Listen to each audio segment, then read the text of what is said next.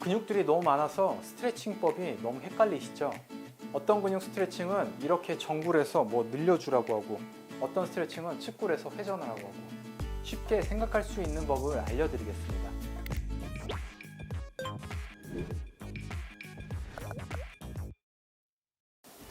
안녕하세요, 팬 여러분, 페인랩입니다. 우리가 목이 너무 뻐근해서 잘 움직여지지 않을 때 여러 가지 원인이 있습니다. 이 영상의 내용은 환자분들 뿐만 아니라 치료를 하시는 의사분들께도 도움이 되는 내용이니 한번 확인해 보시기 바랍니다. 동작 제한의 원인들을 나눠서 살펴보겠습니다. 먼저 첫 번째, 양옆으로 회전하기가 힘들 때. 첫 번째 원인은 견갑거근 문제입니다. 그림에서 보는 것처럼 견갑거근은 경추 횡돌기에서 견갑골 삼각으로 부착되어 있습니다. 이쪽 표시한 곳을 보면 근육이 중간에 꼬여 있는데요. 네 발로 다니다가 직립보행으로 발달이 되어 왔다라고 하잖아요. 원래는 네 발로 다닐 때 고개를 이렇게 들고서 다녔습니다. 이때는 근육이 꼬여 있지 않았는데 직립보행을 하면서 고개가 세워졌습니다. 그 과정에서 꼬여 있다라고 하네요. 아니면 말고요. 이때 견갑거근이 타이트하게 긴장되어 있는 경우는 옆으로 돌리기가 힘듭니다. 근데 회전을 할 때 견갑거근뿐만 아니라 여기 흉쇄유돌근도 원인이 될 수가 있습니다. 흉쇄유돌근은 귀 뒤에 유양돌기에서 시작을 해서 쇄골과 흉골 쪽으로 부착을 합니다. 여기가 단축된 분들은 일자목, 거북목이 있는 분들이죠. 이런 분들이 이렇게 돌릴 때 흉쇄유돌근에 장력이 걸리게 되는데요. 이럴 경우 앞쪽으로 통증이 나올 수가 있습니다. 흉쇄유돌근은 특이하게 웬만한 고개의 움직임, 전굴, 후굴, 축굴, 회전 모든 동작에 관여를 합니다. 근데 다른 동작들과 다르게 이렇게 회전을 할 때만 반대편 흉쇄유돌근의 문제로 볼 수 있습니다. 말이 어렵죠? 그러니까 왼쪽으로 돌릴 때는 오른쪽 흉쇄유돌근에 문제가 있기 때문에 제한이 걸릴 수 있다는 겁니다. 또 이렇게 옆으로 굽히는 축굴, 이게 안 될 때는 사각근의 문제를 의심해 볼 수 있습니다. 사각근의 모양을 보시면 이쪽 사이에서 신경총들이 많이 빠져나오는데요. 사각근이 긴장하게 되면 신경을 물어버리게 돼서 움직일 때 신경을 더 자극할 수 있습니다. 근데 사각근의 문제뿐만 아니라 앞에서 말한 것처럼 흉쇄유돌근의 단축이 있을 때도 이렇게 옆으로 숙이는 게 힘듭니다. 이것도 직접 옆으로 숙여 보세요. 이때 흉쇄유돌근에도 자극들이 조금 갑니다. 그리고 숙일 때 불편한 경우, 이렇게 숙일 때 불편한 경우는 뒤쪽에 있는 항인대에 문제가 있을 가능성이 높습니다. 항인대는 뒤통수의 후두 융기부터 경추의 극돌기까지 모두 싸고 있는 인대입니다. 이 인대는 숙이는 동작을 많이 하다 보면 근육이 지쳐버리게 되고 인대로 지지를 하다가 결국에는 손상이 나오는 부위입니다. 그리고 특히 교통사고로 많이 다치는 부위죠. 엄청 마르신 여성분께서는 숙일 때 항인대가 만져지고 보여지는 경우가 있죠. 그리고 숙일 때 비단 항인대의 손상뿐만 아니라 후관절 증후군이 있을 때도 뻐근해서 잘 숙여지지가 않습니다. 물론 이때도 흉쇄유돌근이 관여도 하죠. 그리고 뒤로 제낄 때 힘든 경우, 뒤로 제낄 때 힘든 경우는 조금 원인이 다양합니다. 흉쇄유돌근이 많이 뭉쳐져 있을 때 뒤로 넘기면 아프겠죠. 아까 일자목이 있는 분들이 흉쇄유돌근이 많이 타이트하다고 말씀드렸죠. 고개가 나가 있는 분들은 굳이 자세를 잡으려고 에너지를 쓸 필요 없이 단축을 선택을 합니다. 문제는 여기가 타이트해지게 되면 운동의 제한들이 많이 나타날 수밖에 없어요. 뿐만 아니라 아까 말씀드렸던 후관절 증후군이 있을 때도 불편해서 넘기기가 힘듭니다. 흔히 파셋 신드롬이라고도 말을 하는데요. 관절면 사이에 염증으로 인한 화학적인 압박이 많이 채워져 있다라고 생각하면 됩니다. 이건 염증, 화학물질이기 때문에 X선이나 자기장이 투과가 되지 않기 때문에 영상상으로는 진단하기 힘듭니다. 이렇게 뒤로 제끼는 동작은 경추 관절면에 물리적인 압박을 가하는 행동입니다. 당연히 정상인 분들은 이렇게 제끼는 동작 자체가 불편할 일이 없습니다. 근데 후관절에 염증들이 가득 차서 화학적인 염증의 압력이 높은 분들은 이렇게 뒤로 물리적인 압박을 가하는 동작이 엄청나게 부담이 됩니다. 항상 목덜미 깊은 부위가 쑤시고 아프죠. 이런 분들이 너무 심해지게 되면 숙이고 제끼고 회전하고 측구라는 모든 동작들이 제한이 되기도 합니다. 이건 이 후관절 증후군 영상에서 다뤘던 것으로, 후관절 증후군은 요추, 흉추, 경추, 척추의 모든 부위에서 나올 수 있습니다. 또한 이 내용은 경추성 두통 영상에서도 이미 한 내용입니다. 경추의 관절면 깊은 부위에서 염증들이 누적되게 되고 유착들이 생기면 목 뒤가 뻐근해지는데요. 덤으로 신경까지 자극하게 되므로 두통, 어지러움, 구역감, 찌릿한 증상까지 유발되게 됩니다.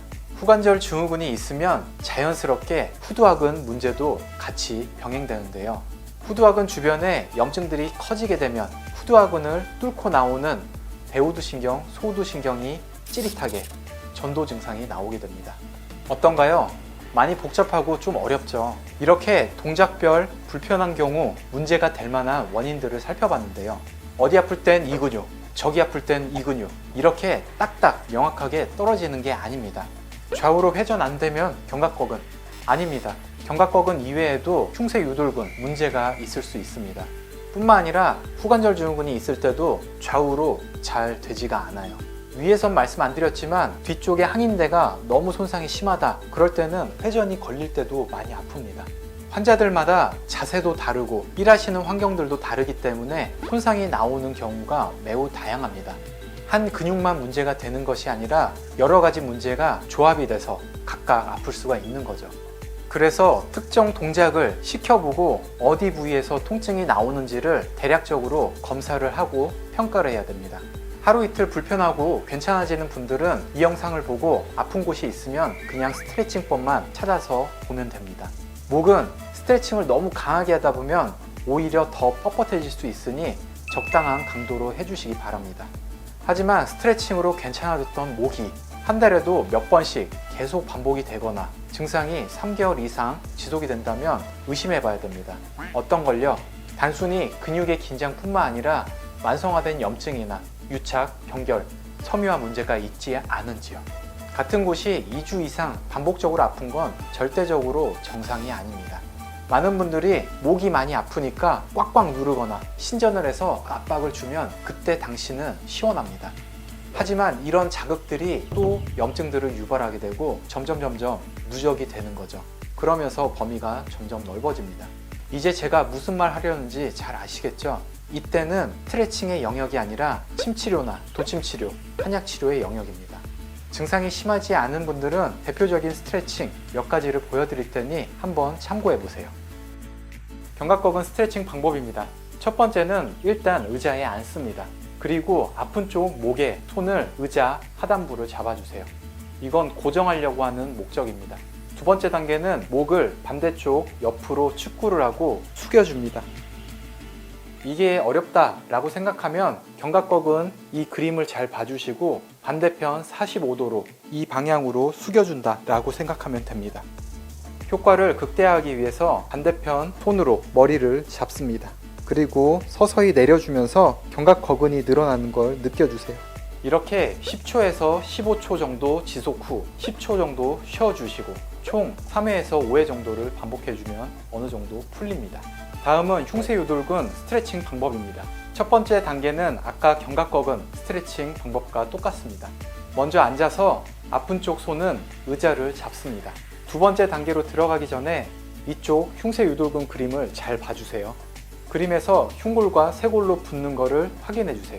그리고 두 번째 단계는 반대편 손으로 아픈 쪽 쇄골, 흉골, 부착부를 지그시 눌러줍니다. 고정을 해주려고 하는 의미죠. 세 번째는 턱을 당기고 머리를 반대편으로 돌려주고 이렇게 뒤로 넘깁니다. 이렇게 살짝만 해도 흉쇄유돌근이 늘어나는 느낌들을 느끼실 겁니다. 마찬가지로 10초에서 15초 정도 늘려둔 뒤에 10초 정도를 쉬어줍니다. 이렇게 3회에서 5회 정도를 반복해 주세요. 근육들이 너무 많아서 스트레칭법이 너무 헷갈리시죠? 어떤 근육 스트레칭은 이렇게 정굴해서 늘려주라고 하고 어떤 스트레칭은 측굴해서 회전하라고 하고 저도 복잡하고 어렵습니다. 쉽게 생각할 수 있는 법을 알려드리겠습니다. 스트레칭을 하기 위해서는 근육의 부착부 부위를 잘 생각해 보셔야 됩니다. 먼저 견갑거근을 예로 들을 건데요. 견갑거근은 경추의 횡돌기에 붙어서 견갑골 삼각으로 이렇게 부착을 합니다. 그럼 이 근육이 최대로 늘어날 수 있는 자세를 생각해 보시는 겁니다. 이때는 최대한 숙여서 늘리는 방법이죠. 이 효과를 극대화하기 위해서 의자를 잡아주는 겁니다. 그리고 머리를 잡고 늘리는 거죠.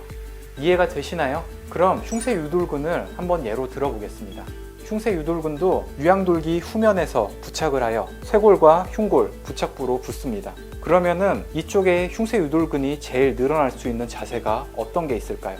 말씀드린 것처럼 이렇게 회전을 해서 넘기는 방법이 있겠죠. 이럴 때 효과를 극대화하기 위해서 의자를 잡고 이렇게 쇄골, 흉골을 지그시 눌러주는 겁니다. 그리고 뒤로 넘기면은 최대한 늘어나는 느낌이 있는 거죠. 너무 스트레칭 방법 하나하나 단계를 집중할 필요는 없습니다만 근육의 위치를 잘 생각해 보면 쉽게 그리고 안전하게 접근할 수 있습니다. 제가 누누이 말씀드리지만 이런 스트레칭은 근육에 문제가 있을 때 해당되는 겁니다. 만약에 항인대처럼 섬유 부위가 손상이 되거나 후관절 증후군처럼 염증이 가득 채워져 있거나 신경의 압박이 너무 큰 유착 상태가 있거나 이럴 때는 스트레칭을 하게 되면 더 자극을 받을 수가 있습니다. 꼭 치료를 받으시기 바랍니다. 지금까지 펜랩이었습니다.